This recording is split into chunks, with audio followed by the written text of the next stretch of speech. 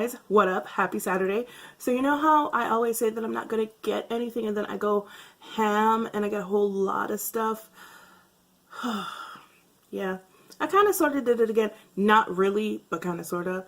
I did say I wasn't getting anything for the Sephora, what is it this time? The bonus sale, the Rouge bonus sale. I did say I wasn't going to get anything, but I did get something. I did get the new Sephora Pro Editorial 2 palette, and what had happened was I was looking at both of the palettes in my cart, and then I read the comment. Someone posted a comment, and I read the comment, and she was like, oh, well, I'm really in love with the Pro Editorial palette, and I was like, sold, because I was looking at it, and then looking at the Pat McGrath palette, and I was like, let's see, $55 for 6 shadows. Okay, so they're by Pat McGrath, great, awesome, versus 28 shadows for $68. Sometimes my cheap side comes out, and she is not a bad person. She's smarter than I am. So she came out when I was looking at those 2 palettes in the cart, and she was like, girl, if you don't go ahead and get that Sephora Pro palette. And so I got the palette already, and I looked at it, and oh my god, it is so beautiful. Once again, shout out to the commenter who suggested this palette, because it is bae so far, just from looking at it. I haven't tried it yet. So I'm going to try to go ahead and do a little something here today. So if you want to see that, stick around, hang out. While you're hanging out, maybe hit that subscribe button, give this video a thumbs up if you like my videos, and leave a comment below what you think of this palette, or tell me what you got. Right, guys, so in case you've been living under a rock somewhere and you don't know what the Sephora Pro palette is, Sephora has a series of basically palettes that their pros curate and from colors that they use all the time, and they throw them all together in a palette and they put them on the website for us to buy them. There are 6 of these palettes at this point. There are, wait, are there 6? Yes, there are 6 of these palettes at this point. There are 3 new ones that just dropped in the last month or 6 weeks or something like that. And then there were 3 from earlier on this year. I have 2 of the older ones. I have the Pro Editorial Cool Neutrals palette, and then I have the I have the Pro Cool Neutrals palette, and I also have the Pro Editorial palette. Did not get the warm palette because you guys know me and warm tones are not friends. We ain't real good friends. We're acquaintances occasionally, but most of the time we ain't friends, so I didn't get that palette. And then they dropped 3 new ones. They dropped one called something Nudes, I think. I'm not sure. Wasn't interested in that one, so didn't care, didn't pay attention to it. Then they dropped the Smoky Jewels, and then they dropped the Pro Editorial 2.0, which is the one that I picked up. There are 28 shades, like I said before, in each of these palettes. In this Pro Editorial palette, there are 8 matte shades and 20 shimmers. I got this, I think the day before yesterday, I want to say. And just to give you an idea of what it looks like, as you can see, I swatched a couple of them already. The colors are still quite bright, but they're not as bright as the original Editorial palette. They're still, I think, very wearable shades. As usual, it comes with a huge mirror that covers the top of the palette, and it comes with a little get a look card or whatever, just to give you a side-by-side. Alright, so the one thing I really hate about these palettes is that they're so freaking heavy, but I get it. They're super hard to hold up, but this is the original Editorial palette, and this is the 2.0, and my arms are hurting because I'm lazy and I don't go to the gym, so I don't lift things. But anyway, this is what they both look like. As you can see, they're both quite bright, but this one is a bit more wearable than the original one. I mean, the original one technically could be, and I just gouged it. The original one technically could be wearable also, if, you know, you don't have an office job to go to, I guess. That could be a wearable everyday palette for you. There's like a whole row. Oh, I did say that it reminded me of the Born to Run palette. I was wrong. I was quite wrong about that. It does not give me in-person Born to Run vibes at all. I believe like this is a more this is a more wearable palette for me than the Born to Run palette. Don't get me wrong, I love the Born to Run palette. I use it at every opportunity, but I feel like I would be more likely to reach for this palette a lot more simply because it has a lot more cool tones in it, and you guys know cool tones are my thing. And then it has this row of blues right here, which, yeah. A couple of purples. I'm in love with this whole shade right here. This whole range of greens, like mustardy greens in shimmer and matte shades. And I'm actually thinking of doing something with all those shades because I'm feeling a little bit monochromatic today. So I might do something with those shades. When I first opened the palette, that was the first thing that I looked at, and I saw it and I was like, I kind of want to do something with those shades. So this shade, Talisman, is a matte. Cloak is a matte. What is this? Blood Moon is a matte. Synergy, Mystic. What is that? Omen, Sense is a matte. And finally, Pegasus is a matte. So you get a pretty good range of colors in the matte shades. But I'm looking at it and I'm not quite sure what I want to do. Like I said, when I looked at it, I thought to myself, ooh, this is a super cool monochromatic look, but the only thing missing in this palette, and I can't believe I'm just noticing that, like right this minute, is there is not a dark shade for an outer V darkening. That's kind of disappointing. That's kind of disappointing. Well, I guess if I need a black or a dark brown, I can go into another palette, but yeah, that's a drawback for me. That is definitely a drawback for me. I am up really close. I already did pretty much all my makeup except for my eye makeup.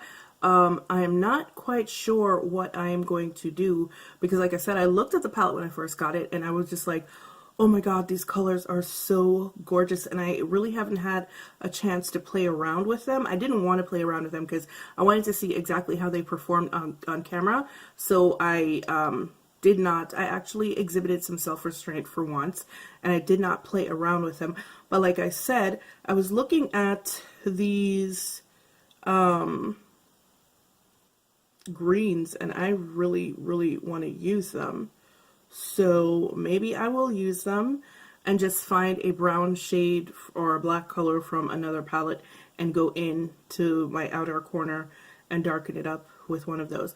But yeah, stick around and I'm just going to figure it out as I go along. Yeah, sounds about right. Sounds about right.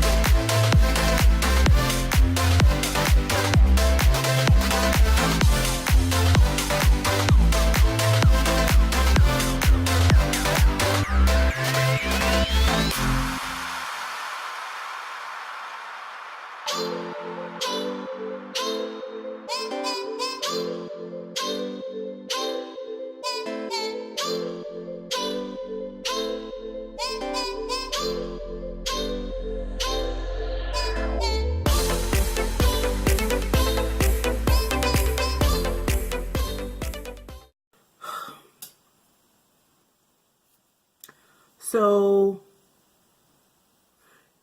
y'all saw those struggles, right? You saw the struggle, right? Yo, I'm hurt. I'm not gonna front. I am really, really disappointed right now because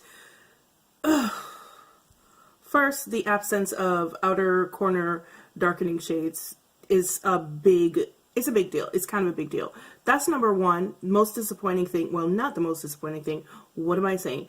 Disappointing. The first disappointment upon opening or trying this palette, that was the first disappointment. I finally finished what I did, and I had to go into the original Editorial palette to use the black in there to darken up the outer corners of my eye. The second thing, like I said, y'all probably saw the struggles, but if you didn't, if you decided to skip all the way to the end, let me tell you what happened. Okay, so Sense and Omen are both matte shades, and when I tell you that the pigmentation is not there for Sense, it's not a joke. Like, this bright shade just kind of blends away to nothing. Okay. And then Omen, which looks like a mustardy olive green, is actually the shade that Sense looks like it is in the pan. That's number one. It also kind of blends away, and it takes a lot to build it up. Sage and Trance, the two shimmer shades, as Shanine would say, they don't shim. They're not shimming. Even when I wet my brush and went back in to try to get more color, it was just, no. And let's talk about the fallout, shall we? So the fallout, the matte shades are dusty, point blank dusty. And the shimmer shades, the two shimmer shades, there was more color down here than there was on my lid. I also went back into the palette and tried to swatch some shades, which I don't normally swatch shades because I feel like, I've said this before, what you see from a swatch versus a finger swatch versus what will pick up on a brush are completely different. Swatching very well at all, like at all. That's Charm. This is Atlantis. Do you see that? Do you guys see that? They have like almost no pigmentation. Okay, so this color Alchemy, that one swatches very well. But the shimmer shades are not swatching well at all. Like, I don't know. Look at that. Like, I mean, it might just be some shades in the palette. And here's what I'm talking about. Do you see that? So this is not, this shade right here looks very cool toned, right? But then as you start to blend it, it turns into a very warm shade, which is the problem that I had with Omen, because it looks like a cool toned mustard olive color, but then when you blend it in, it turns into something very warm, which I'm not a fan of. You guys know that. Like, I want my cool tone palettes to be cool tone. Thank you very much. I'm really not here for that. And that color, like, how you gonna have shades that don't perform and then other shades that stain? Because that, girls, is a stain. That's gonna stain. Guys, I really don't know. I'm gonna give this another shot. I'm pretty disappointed initially. I'm pretty disappointed initially, but I am going to give it another shot because there are some shades in here that I really want to play with. So yeah, I'm going to do that. But as of right now, I'm pretty disappointed with the colors that I used. I'm disappointed with the fallout. I'm disappointed that the colors don't stay the color that I put on. I am pretty disappointed in the fact that a couple of them don't have a lot of pigmentation. The shimmers that I used did not shim. Yeah. Alright guys, thank you so much for joining me for this review on the Sephora Pro Editorial Palette 2.0. I suggest that you guys go and check it out and swatch it in store because as far as I understand, it's inconsistent. I've seen good reviews, I've seen bad reviews for it, so clearly it's an inconsistent palette, so I would say swatch it in, no, that won't even work because the one that you swatch might be great. Whatever. Test it for yourself because, like I said, they're inconsistent. But yeah, this was my experience and I hope you appreciate it. But as usual, it's been real, it's been fun, and I will see you guys in the next one. Bye.